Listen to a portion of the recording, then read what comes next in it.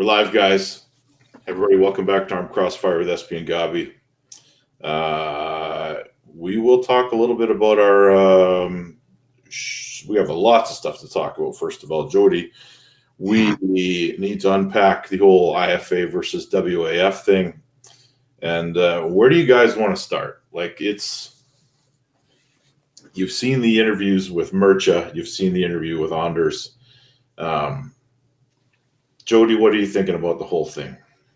Well, with Mircha, it just seemed like any question you ask, he seemed to dodge it. It wasn't a direct, answer. It was always, he kind of danced around a little bit. And, listening to that, it kind of bothered me. Like, for example, when you ask him about the Yerpa, and, I kept hearing you say, what makes a person not in good standing, and it seemed like he danced around it. And from when I had Sean Hancock on the show, I think it was a week ago, and he explained with the ERPA, it's not an actual league. It's just a rating. And, for something like that, and then to tie in with the WAF, it seemed like basically the ERPA has nothing to do with WAF, and I don't see why it would, Well, it's an interesting thing because following that particular interview, I've been inundated with information and messages and documents and phone calls from the leadership of different countries around the world giving me setting the record straight, plus not just setting the record straight, but indicating that the direction that Canada goes is important because other countries will follow. Now, was he saying that because you were the host and all that, or was he kind of kissing up, or what? These were private conversations that were had with different, even one continental president, and I think Canada is one of the original founding members of WAF. If we leave, it makes a pretty big statement, and I think what is going to happen is in Canada we're going to have one Canadian Arm Wrestling Federation, as we always have, and we're going to choose where to go. And like in your case, Jody, the United States will still have a couple of different governing bodies for arm wrestling. Is that not correct? And here's the thing: as far as with this, USA is concerned, that's also a shaky situation. Also, we got corruption, I guess, if you want to say, within our own, federation. So right now, our president, Simon Barachoa, he's kind of in between a rock and a hard place, and he has pullers that's been loyal to the USAF and the WAF underneath that umbrella. And right now, they're not very happy about what's going on, and they're not happy about some of the feedback they've gotten. And honestly, I kind of, put myself on a limb with a post I had a couple of weeks ago stating that with all the issues going on, you would think our president would have something to say. And then he kind of imploded on me on social media, which is, fine. I'm used to that kind of stuff. But all I was doing was just asking a question that other people, want to know also, because they came to me saying, well, Jody, which one should I go to as far as an organization? And just for the record, I'm not out there to tell people where they should go. It's all about, what's in it for them. As far as a puller, what do you want out of this? I'm not saying you should stay with WAF. I'm not saying you should go IFA. I'm just saying pullers need answers. And that's all I was trying to say. So. Well, there's a frustrating piece to that because we have a couple of, we have a loyal, definitely Simon is loyal to WAF. Yeah. And definitely in Canada, we have some loyalty to WAF. But they surely have had to recognize that it doesn't matter what they do. They will not be able to come in and control what happens in WAF or with WAF. WAF now has, we lost Jody for a second. Here he is.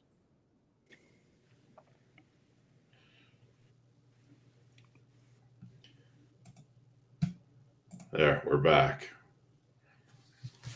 Yeah. So anyway, within WAF, they cannot. The saying that absolute power corrupts absolutely. So WAF is in a position now where it basically can do whatever they want, and they've displayed that. The few control the many, and you have paid positions now at the top of the organization that are democratically elected, but will never change hands as long as the organization is the way it is. And it's at that point now where the option is shut her down and go somewhere else. But it's almost like they're picking and choosing, because I remember you asked the question, what about some of the athletes that are in the top 8? And, how come they're not on the list that got, voted out or whatnot, or got kicked out? And if I'm not mistaken, I guess Merchant said, well, if you're part of Zloty, then yes, you're out. But if you're in the top 8, you weren't. And I'm like, isn't that kind of Igor's thing anyway with both federations? That was kind of confusing to me. Well, here's the other thing that we need to unpack just a little bit. So Igor, had Igor not lost the world championship, had they not split, or had they not taken the world championship away from Poland, and had IRPA not been a thing, we wouldn't even be having this conversation. WAF would still be the only show in town. Yet, all the stuff that we're using as an argument against WAF would have still been there. We just wouldn't be talking about it. Right. Well, and you can, however you want to, spin that. But what, it's weird about the, hey, what about that 150,000? Where's that at? Is just magically just, it's just there, and then all of a sudden it's not, Yeah. There's guys that came out and said, like, hey, I never pulled, like the first question Murcha said, he said that they only banned IFA, pullers that pulled in the IFA, until I pointed out that here are some pullers that did not pull IFA, they pulled Zloty, and they're banned. So he goes on and says, oh yeah, we took those results as well.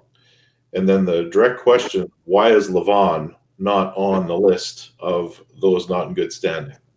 And right. he started kind of laughing about it.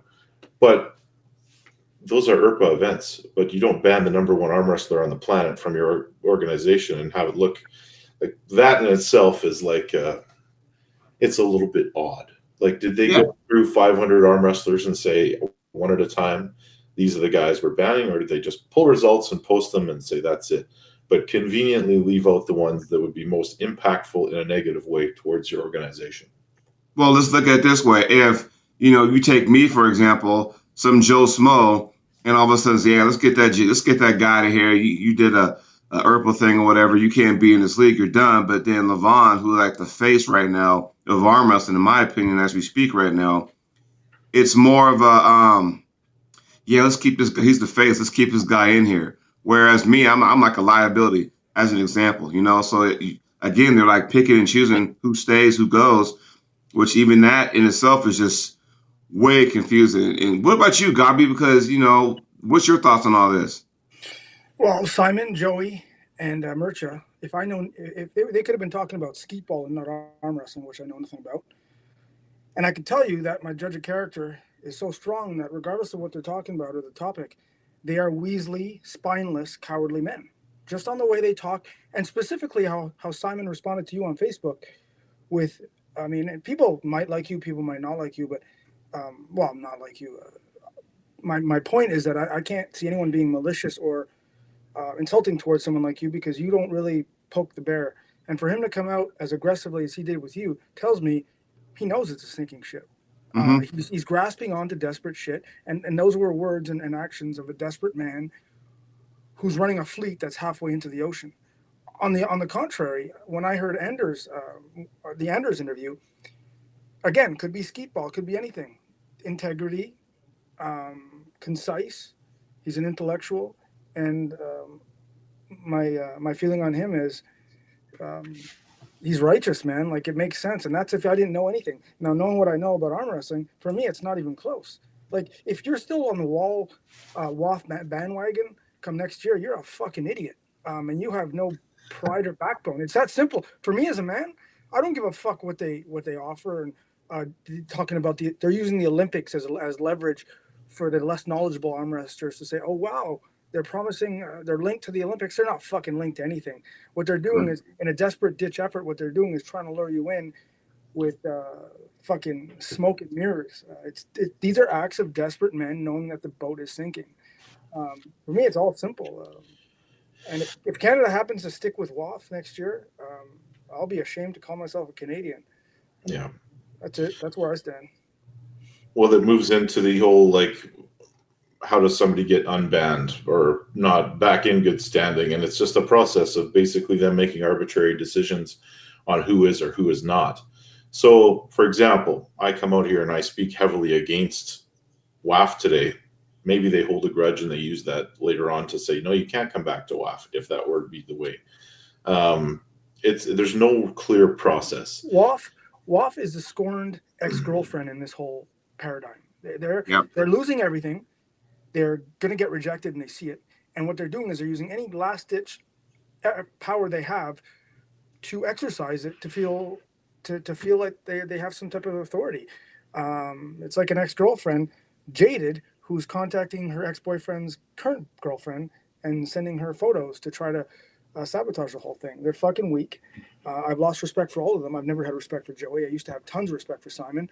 And his argument, well, I didn't vote for the banning, and I didn't vote for this, but yeah, you're still a big part of the association, the federation, which tells me he has no integrity. I mean, well, you take Simon and Joey. Yes, they did not ban or vote for the banning, but at the same time, this should have been an eye-opener for them that they have absolutely no power as in the entire continent of North America in order to influence a decision. Yeah. I mean, watching a mugger beat a woman is as deplorable as mugging a woman yourself. I mean, standing by and watching evil take place is just as bad as committing it. They don't think so, but then they're spineless men, aren't they? They are fucking weaselly, snaky, spineless men.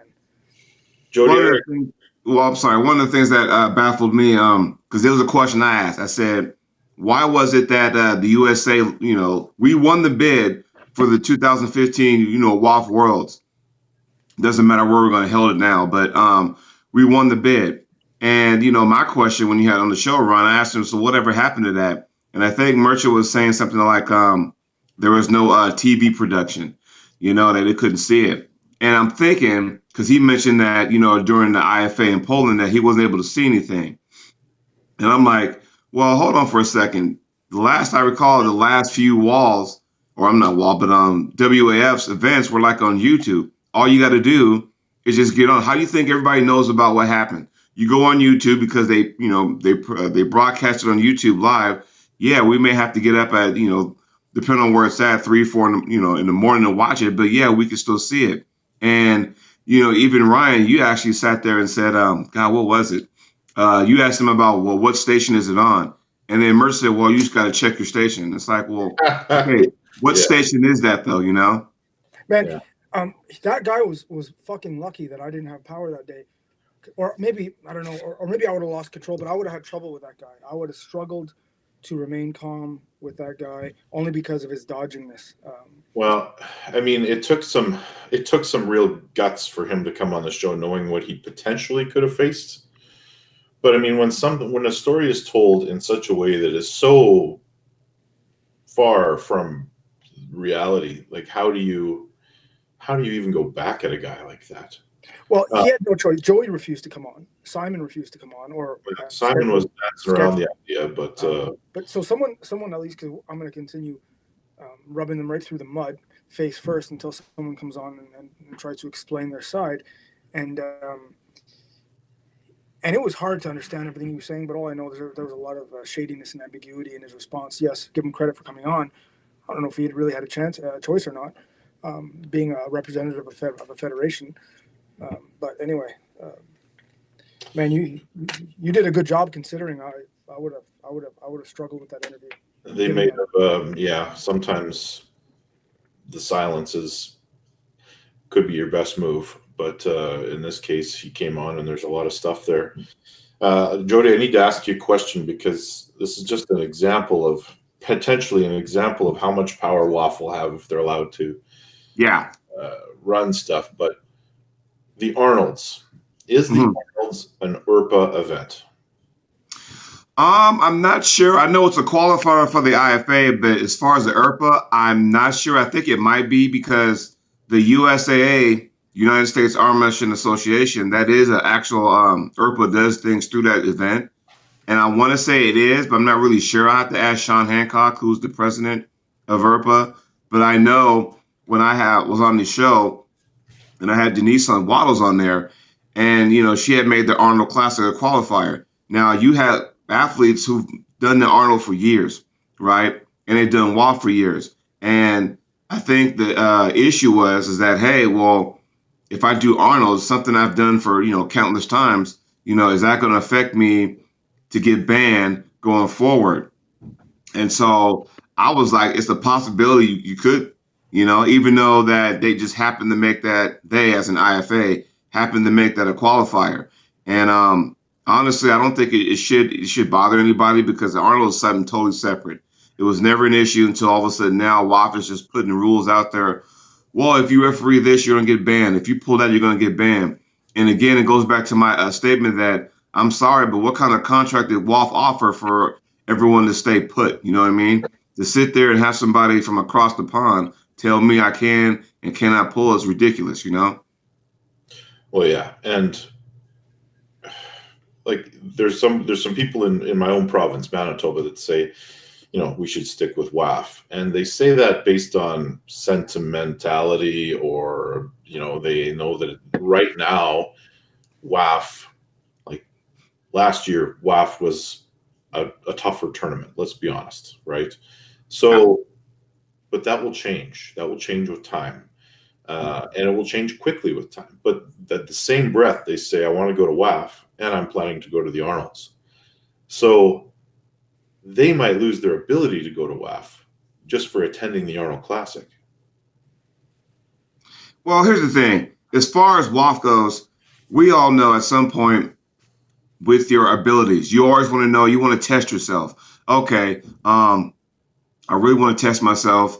The only way to do that is to go international pulling, right? So and I'll bring Herman Stevens, for example. Herman's at a point in his career now, it's like, you know what? It doesn't benefit him to pull countless tournaments in the States where let me go to Zloty and test my skills. What year was that? He took third. Was that a couple years ago? Was that 2017, I think? Yeah, 2 years ago. Yeah. And then he goes to the IFA, another international event, and he wins the whole thing. Now, we all can throw shade on it. We can sit there and go, yeah, but there wasn't this country there. Yeah, but there wasn't that country there. And with the IFA, currently there's 32 countries underneath the IFA umbrella with more to come. Now, look at it this way. IFA Worlds this year will be in Orlando, Florida. The only thing different is that you don't have to travel over there to get, to test yourself. They're all coming here to North America, mind you. So, in the way I see it, if we were to stick, North America, if we were to stick with WAF, I don't see Worlds even coming back to the States or Canada at all. I just don't see it. It never will. It will never. If we stick with WAF, and I think it's pretty obvious by now, people will realize where I'm leading in my decision and my opinion here, which I will explain fully.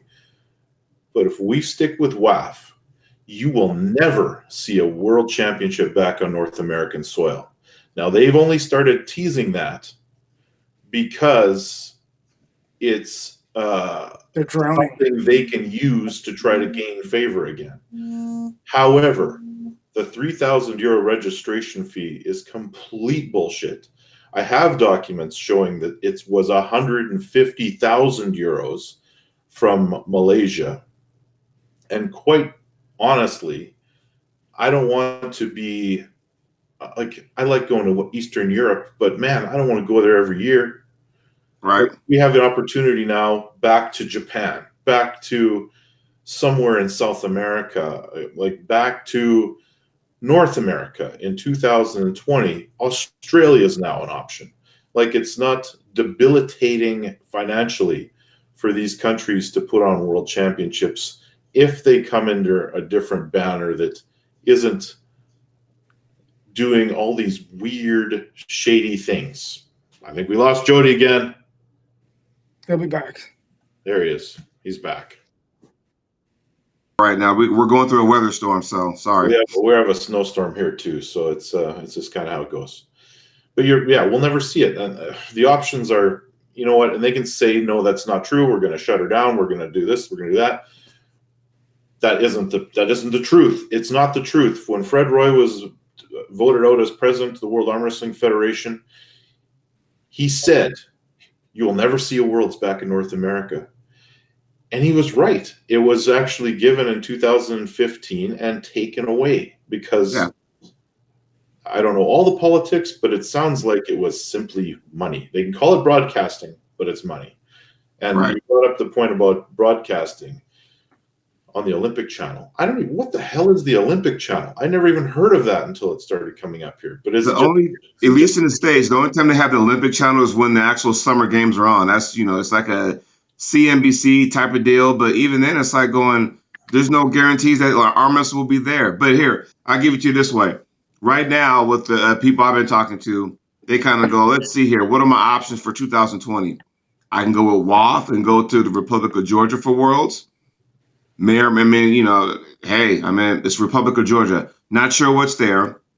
Or we can go this option. We can go to IFA Worlds in Orlando, Florida. Oh, let me see. I'll take my family down there, my kids and wife, and hey, they can hang out at Disney World while I go ahead and compete. It's a no-brainer. But what I do see, and Ryan, you can attest to this, I believe 1998, when we had 2 Worlds that year, one was in Thunder Bay, correct? That is correct. Yeah. I think you'll see something like that this year if WAF doesn't fold or implode by then. But I think you'll see something like that. And explain to everybody again, how that would go down. It was in Thunder Bay, and where was the other Worlds that year? I believe it was in Egypt. They had, and I might be wrong about that, but the previous year it was in India, and we had the Worlds in Thunder Bay were coming up. They had been awarded. We had the Nationals. Paul Levesque ran the National Championships and the World Championships. Same year, same city, same venue. And we had several countries show up. But along the way, the World Championship was taken away from Thunder Bay. Whatever. And it was the same kind of reasoning. It was like the venue's not adequate or whatever. Something like that. I mean, Murcha pointed out that they were arrogant towards him, and that's not even a starter. Like, if that's the first thing you point out why you took a World Championship away, you need to find some better reasoning. But yeah, 1998, the world split. We had, I don't remember how many countries, but I remember seeing Neil Pickup there. Marcio Barbosa was there. Like, Brazil was there. Japan was there. UK was there. Canada and the United States, obviously. So we had a decent group.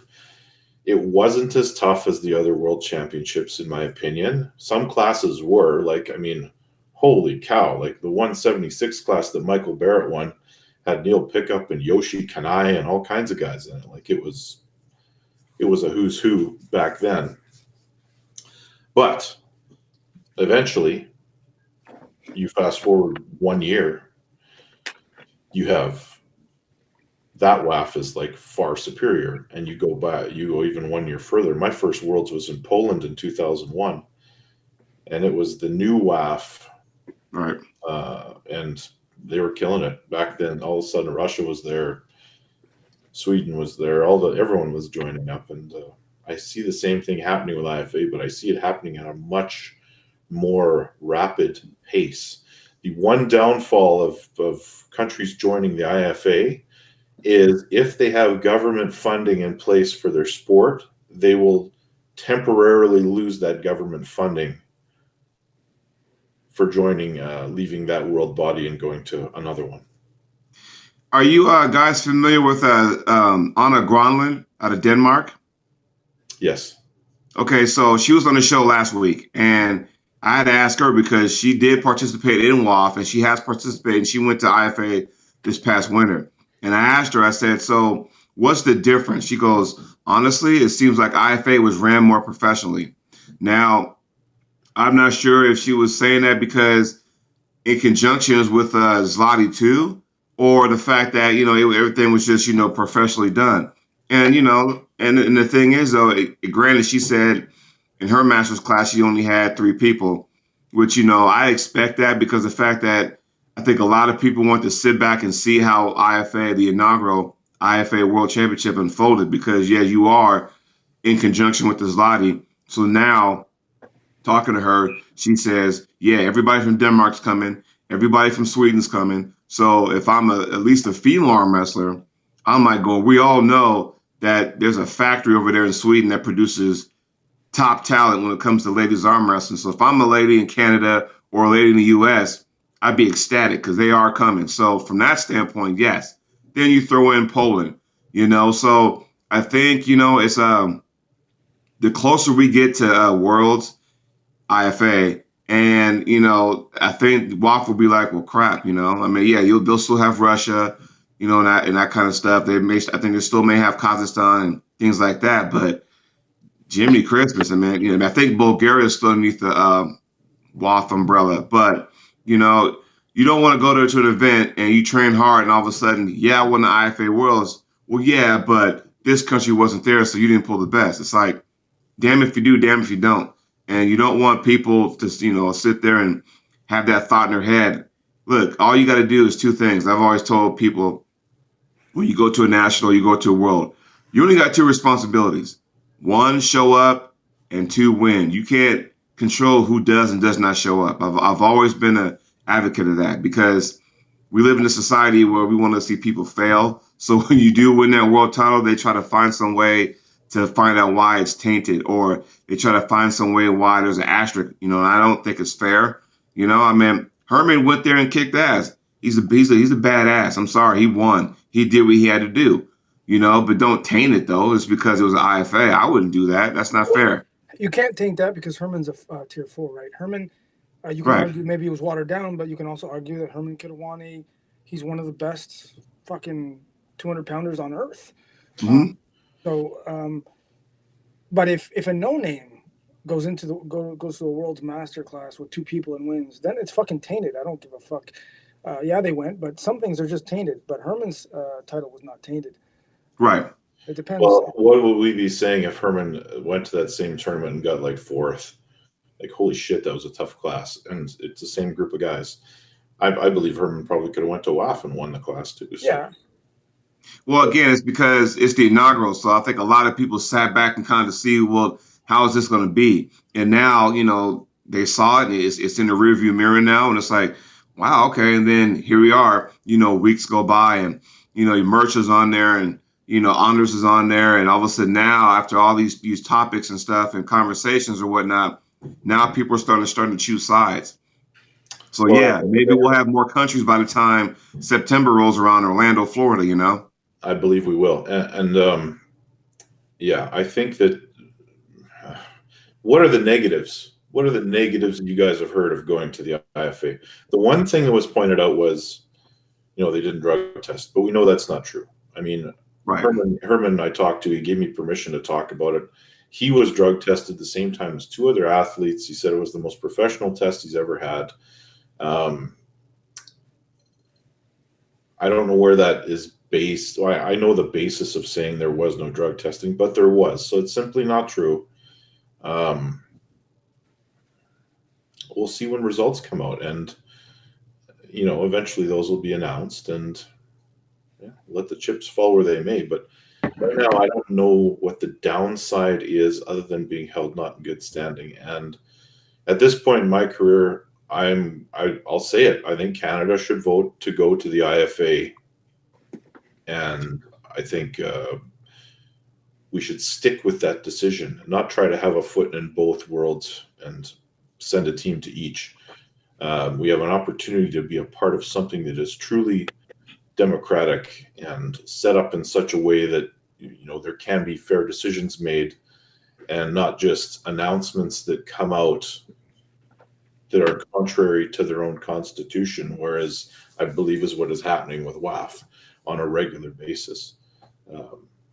And the only other suggestion I would make in IFA is that they limit the amount of time that the leadership stays on top, because you stay there too long and you start to get a little bit corrupt and maybe aren't thinking as clearly as you should. So, and that's what impressed me about Anders. Anders actually brought that up, how he's human and he realizes he's susceptible to this, and he you know, to acknowledge and to be aware of that shows me his integrity. You know, so he's fucking. I don't even do the pros and cons thing. For me, when one body tries to leverage or use leverage and ban people, I don't care what the alternative is or the consequence, but I'm telling them to go fuck themselves. I'm done with them, and I don't care what happens after that. So, but for me, I'm glad to see you're on that side, because it's the right side. I'm not under contract with the World Arm Wrestling Federation, so why do why do I need to go back to the World Arm Wrestling Federation and ask them permission to arm wrestle to make sure I don't get banned or held not in good standing? It is the worst possible move they could have made, and I will throw everything I have behind the IFA, and that would even include me trying to get back involved with the Canadian Arm Wrestling Federation. My man. So it's there's other things that need to be worked out, but you know, there's a vote coming up in Canada, and I think Canada needs to vote for the IFA and join the IFA. I'm super relieved to hear your position, although I didn't really doubt it, because if you were not going to take that position, I think I was going to have to ban you off this show. Yeah, not in good standing with Chris. Yeah. So I had a question, Ryan. So you asked, and you're wondering from my standpoint, what have we heard about the bad thing about, you know, IFA? And talking to a couple people who just went to Worlds in Romania, they were saying, well, it's not a real world championship. And I'm like saying, okay, on what grounds? Like, what do you consider a real world champion? I mean, is it because a certain country's not there? Because honestly, the way I look at it, if we're divided, then the talent pool should be 50-50. I mean, if I'm looking at it like that, because, you know, what exactly are you considering a world champion? Is it because Bulgaria is not there? Is it being, I was talking to a person who, you know, I'll leave her name out of it, but I was talking to her and she's a world champion. I'm like going, well, on what grounds? And she got kind of like irritated with me when I said that. I was like, well, because the fact that, you know, Russia was there and you had to go through them, fine. I mean, she won her world title. Congratulations. But at the same time, it's like, well, what are you basing everything on as far as it's not a real world title? Because last I called, the world is not the old world of the 80s where everybody competed at the, you know, Yukon Jack World Championship where, okay, it's world, but it's always in the States every year and you hardly get people outside the States competing. But you got different countries competing at this one event. It's an international event. So how do you not call it a world championship? So when you ask that question, it really kind of made me think, you know, like, well, what are they basing it on? You know what I mean? Because I have no idea. Yeah, it's low hanging fruit. They're grasping at straws, trying to say, you know, this isn't the real world championship to distract people from the real issues.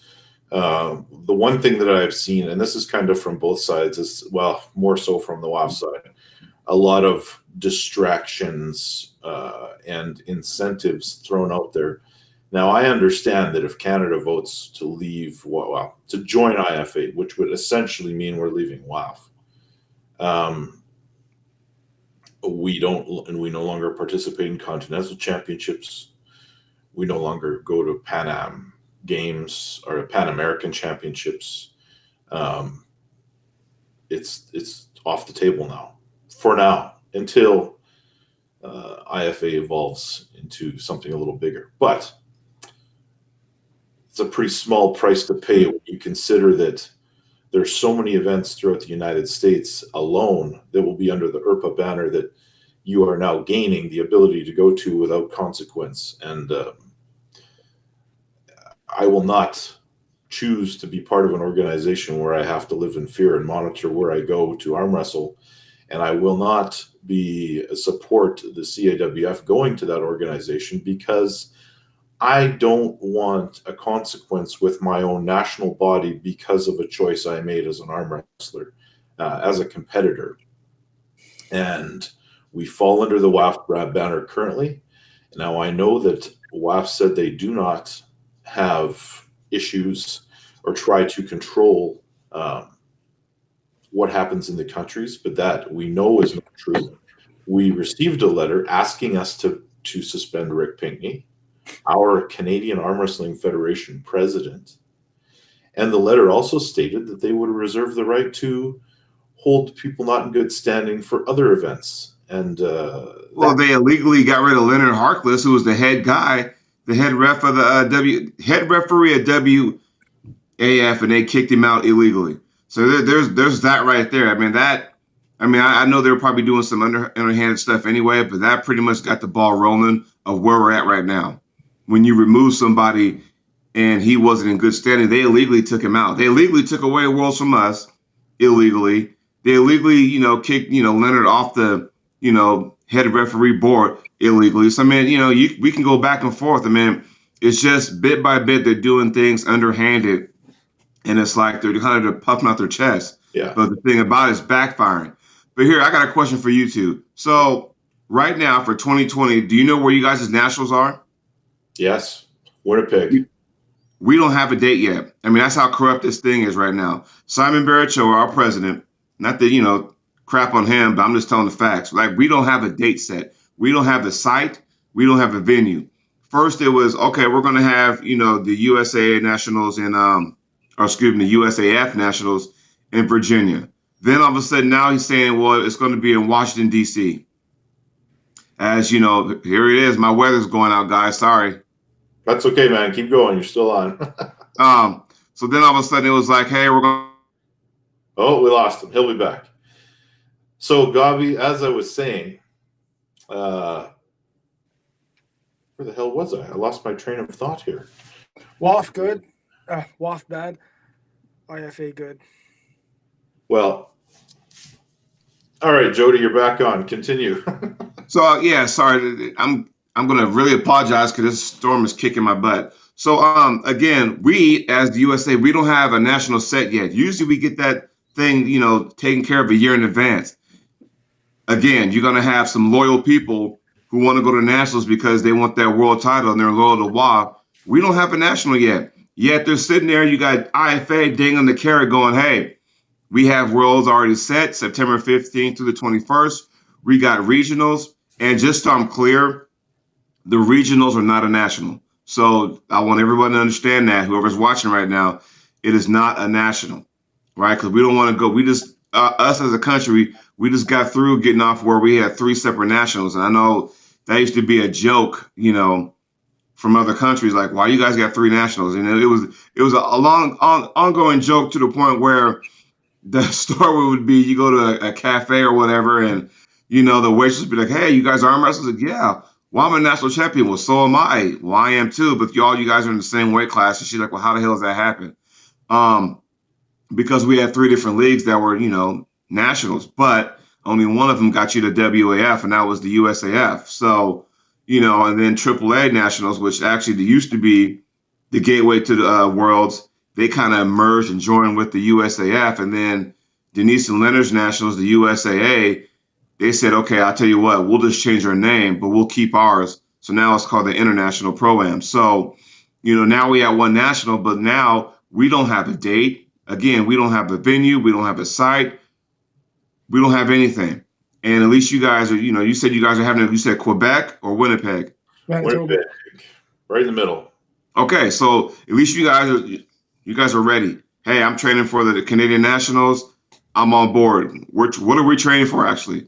We don't know. We got qualifiers, and the first qualifier happens February 29th in Reno, Nevada. So there's your first qualifier for the IFA for us. We'll have 4 of them. They're going to break it up in regions: West, South, East, and Midwest. So that's how it's going to unfold for this year, anyway. Well, we got some stuff to work out with the growth of and the changes, but the one thing the Canadian Arm Wrestling Federation needs to do is whatever way they vote, and I'm not a voting member right now, but whatever way they do vote, we need to respect that decision and go with it, because I think in Canada, splitting the federation would be a huge mistake. The United States had unified nationals for a long time where everyone got together finally. Mm-hmm. And now that seems to kind of gone away a little bit. What can you say about this allegation that I'm going to piss him off? I know I am. But Simon was, I think, president of the North American Arm Wrestling Federation.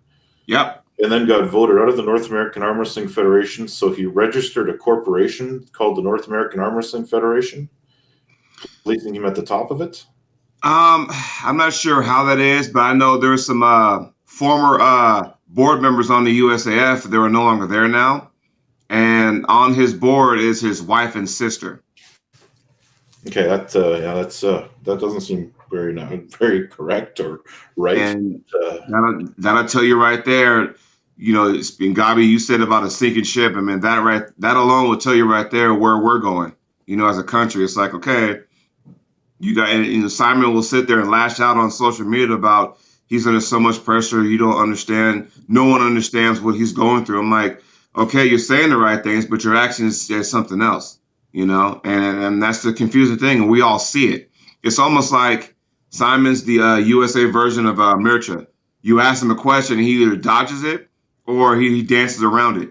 And it's like, dude, you are a representative. What the fuck is going on with you? You know, like, dude, we got pullers who are loyal to a certain federation. You got pullers who are loyal to a certain, you know, WAF worlds. And it's almost like you're jerking our chain. Like, what the fuck, you know? But again, it goes back to what I've always said. I hate to beat a dead horse. I'm like, okay, if you ban me, so fucking what? I never signed a contract. How dare you tell me where I can and can't go? Fuck you. I'll go to IFA, win a world title. Hey, I want to get, because at the end of the day, guys, it's all about arm wrestling, right? This is not, you know, fucking, this is not I don't know, but it's arm wrestling. That's what it comes down to. Yeah. They're making it more than what it is, right? You know, with Hassan and Mircha, you guys are making it more than what it is. I think they kind of got away from the actual sport itself. And at the end of the day, when the smoke clears, it's the athletes that are paying the price, right?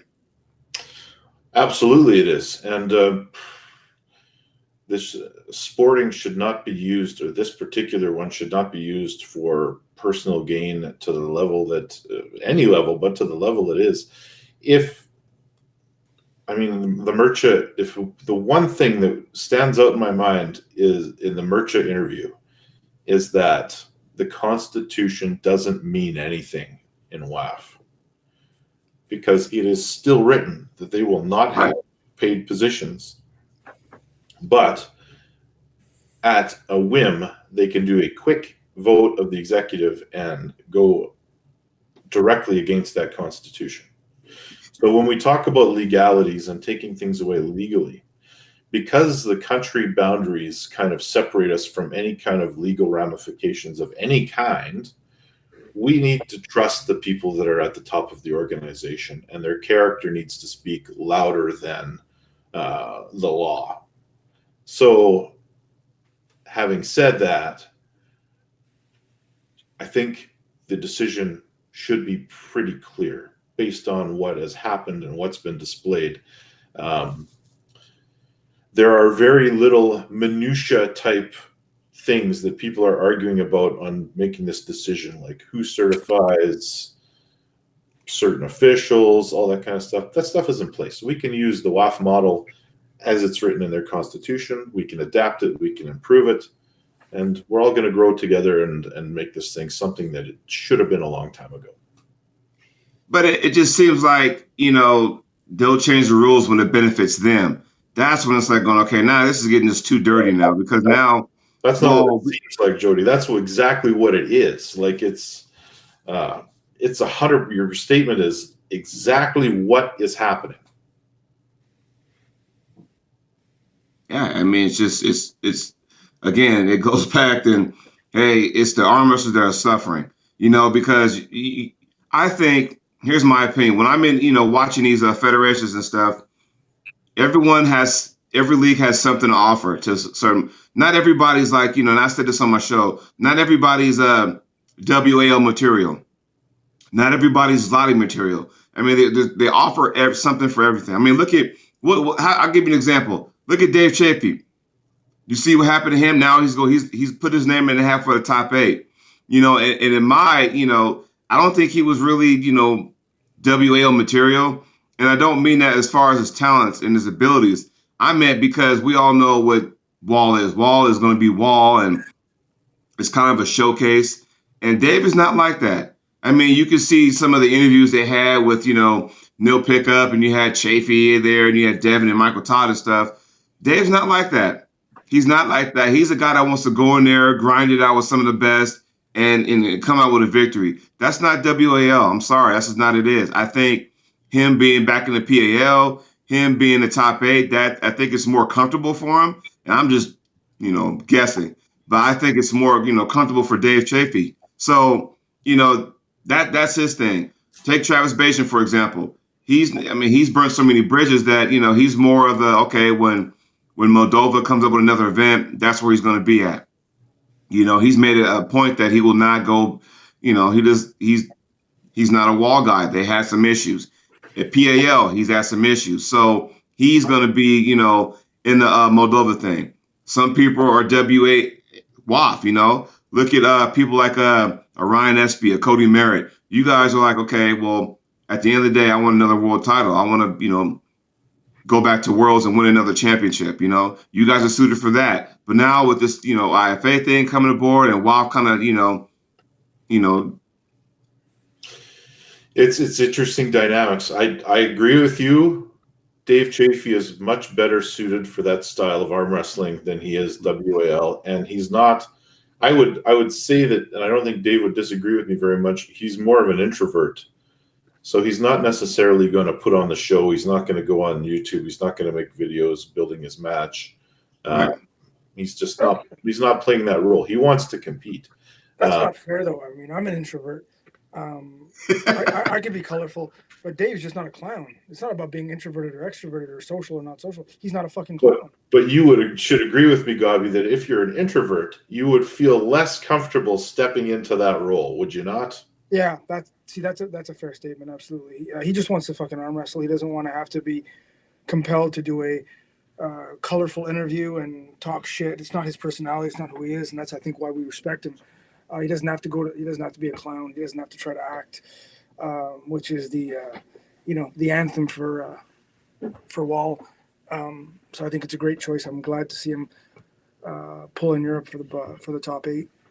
Not to mention, he doesn't really have to do anything in WAL. I mean, let's be honest. I mean, Dave has his world title. He won in 2010, when that was the last time the Worlds came to North America. 2010, he has his Worlds. And a lot of people, if you think about it, a lot of people on that stage, like a Ron Bath, those guys have, been to Worlds or even won it.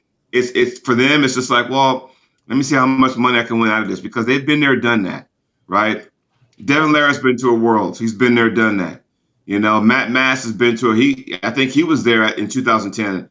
I don't think he won his class, but he was there. Those guys have kind of been there, done that. So now it's on to bigger and better things.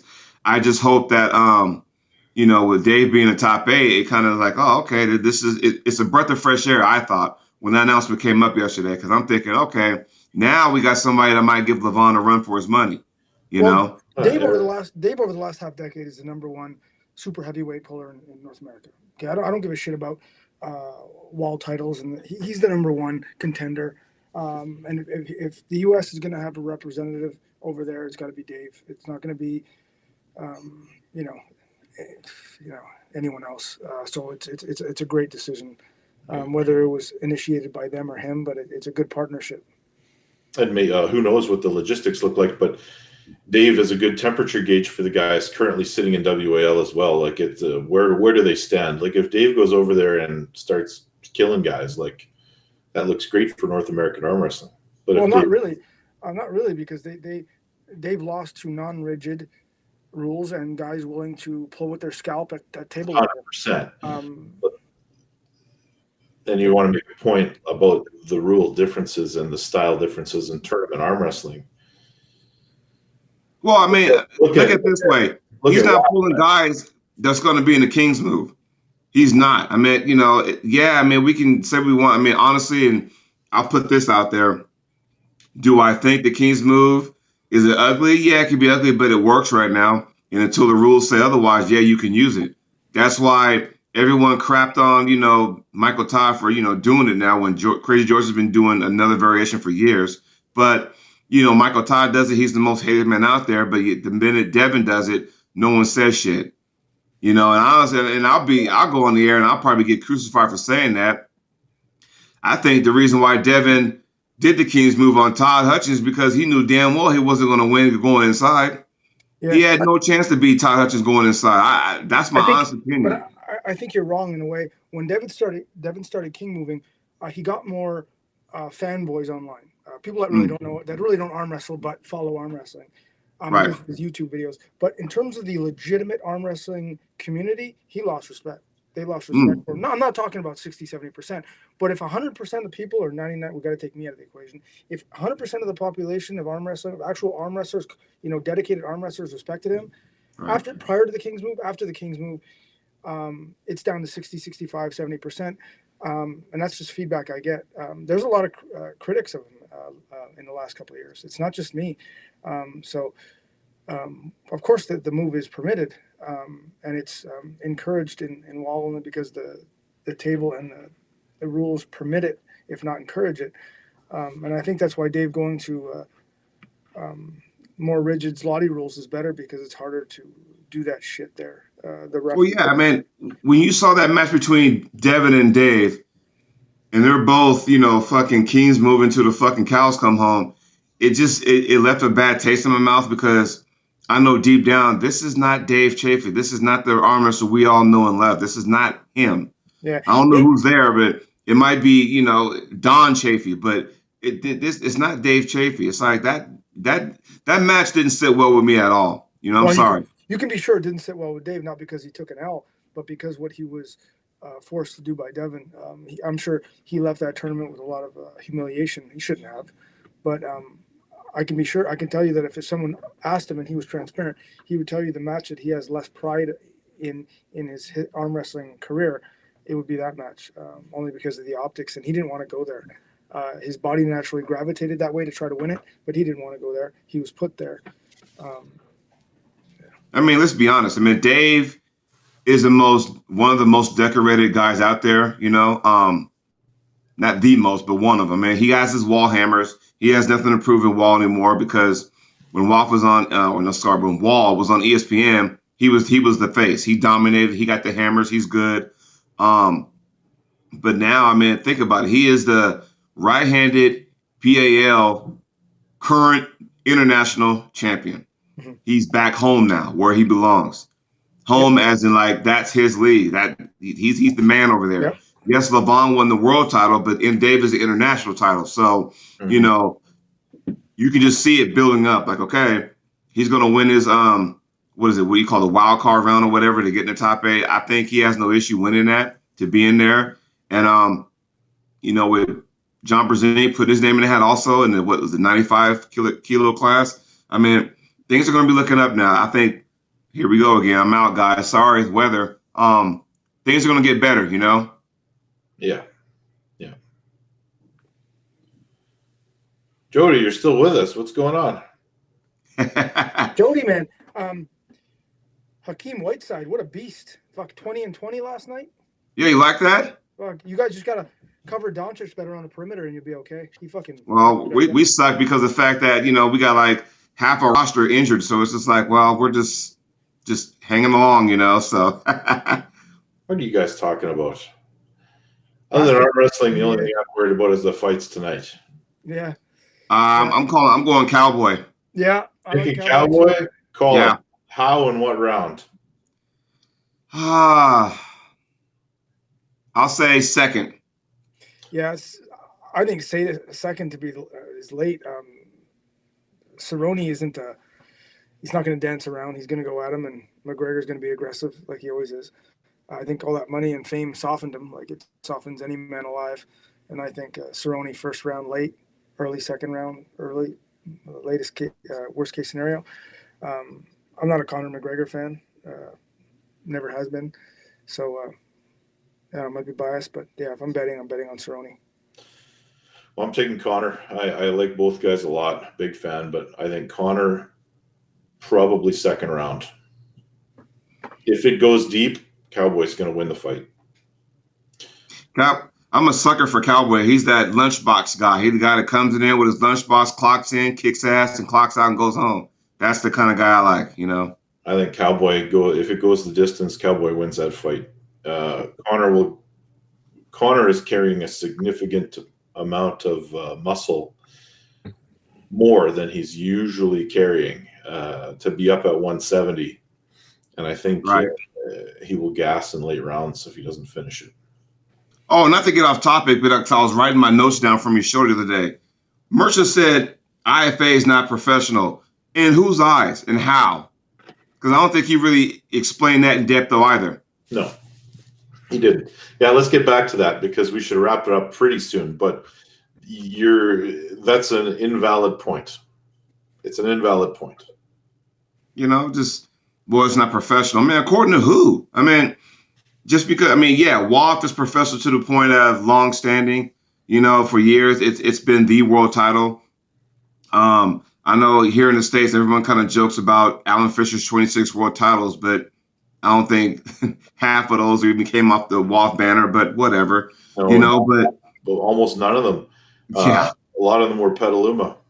Yeah. You know, championships.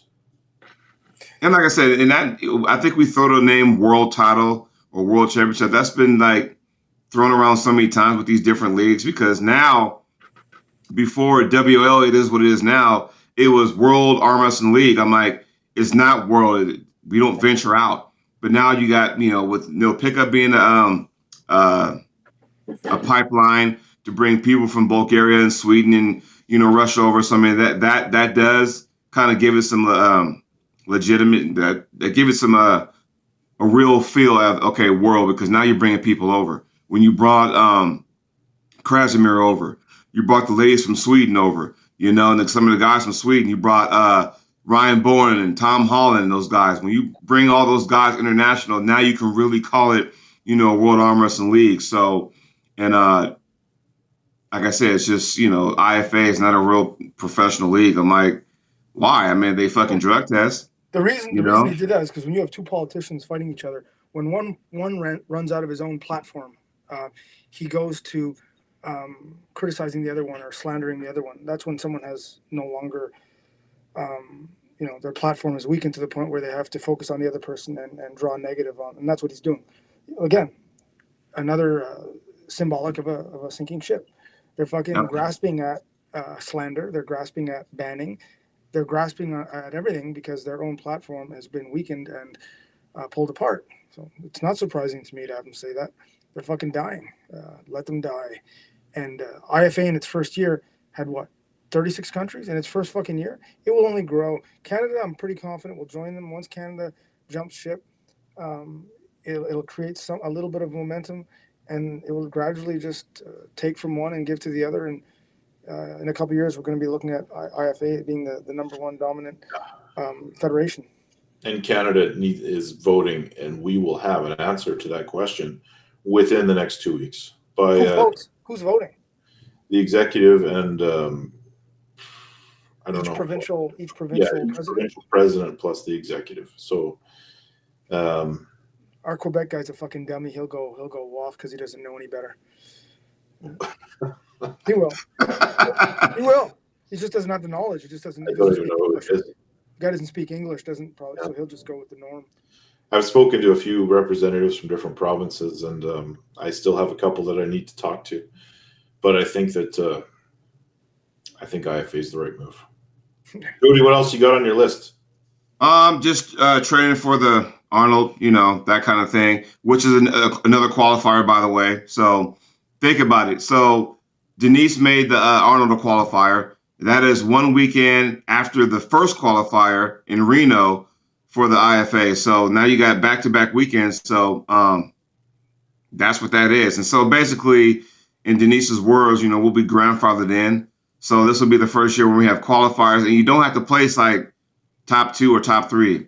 All you got to do is compete, and then you'll get like a certificate. And then after that, you know, it's on you after that, you know, whether you're going to go or not. So that's kind of cool. I mean, I would imagine you'll see a lot more U.S. pullers there. Because, I mean, again, Orlando, Florida, Disney World. The wife's happy, kids are happy, you're happy. So it's probably a perfect thing right now. But with these qualifiers, it was funny because when I was explaining that on the air, it's like people didn't believe me. So when I got Denise on the show and I had to double check, say, hey, Denise, is this true? She's like, yes, it is true. So I'm thinking, okay, well, there you go, guys. And so even then, I think people thought it was too good to be true. Like, you mean I can take ninth and I'll still be able to go to the Worlds? And I'm like, yeah, you can. So. Dude, could you make that drive from Portland? From here? Yeah, to Orlando, Portland to Orlando. Can that's like fucking maybe 4 or 5 days, maybe, but I don't want to drive there. No. I'll fly. I mean, it's about 9 hours from here to no, check that. It's about 12 hours from here to like Las Vegas. Oh yeah. Driving wise. So, because we always thought that, okay, Las Vegas is the site. I mean, what better way to have a Worlds than Las Vegas? But they had it in the suburb of that in Mesquite, Nevada in 2010 for Worlds. And my guess would be that when 2015, if it would have stayed here like it's supposed to, it would have been there too, Las Vegas. So fair enough. But I guess it was cheaper for everyone to go to Orlando, Florida rather than Las Vegas. That was just what I was told. So yeah. Gotcha. So Gabi, what's up? No bottom 8 this year? Actually, no bottom 8. I actually got in touch I can't get in touch with Devin directly, but I got in touch with Evan to get in touch with Devin with the deal that if I'll fight him with no rules if he can get Ryan on wall this year on the card. So I'm still waiting back. He'll say no to that. Yeah. It's going to have to be on my own merits. And you know what, man? It is what it is. I'll be fine. I'll still compete. And if they give me a call, they give me a call. But I got plans. And part of those plans is going to Nationals Worlds in Orlando, Florida. And then going on to compete against Travis in the August event in Red Deer. No, I thought you were pulling Cody Merritt. Yes, after that, like 2 weeks after that event, mid-August, wow. I'm actually pulling Cody as well. Yeah, so it's a busy summer for me coming up. We'll see what Wall has in store. Maybe I'll get a call, maybe I won't. I know Wagner's lobbying for a match against Matt Mask. And left-handed? Left-handed. And it's terrible. I don't know. I don't know why that. Well, you know what? I do know why that match is being proposed, but I'm not going to say anything because everyone's too sensitive now. Is he bringing his puppet that he always has on fucking social media? I hope so. What a fucking clown. And I kept saying, that after that, Wagner and Devin match left-handed, that maybe it might open up some left-handed matches. And if it does, then we'll see more Ryan Espy. And I was hoping to see Cody Merritt and things like that. Because left-hand pullers, it brings up a whole new dynamic, and it brings some fresh new faces. You know what I mean? Well, Cody and I need to lose some weight so we can look prettier on screen. I think that would help a lot. So we're doing that. All right. All right, gentlemen, should we stick a fork in this one? Yeah, keep safe, guys, today with the storm.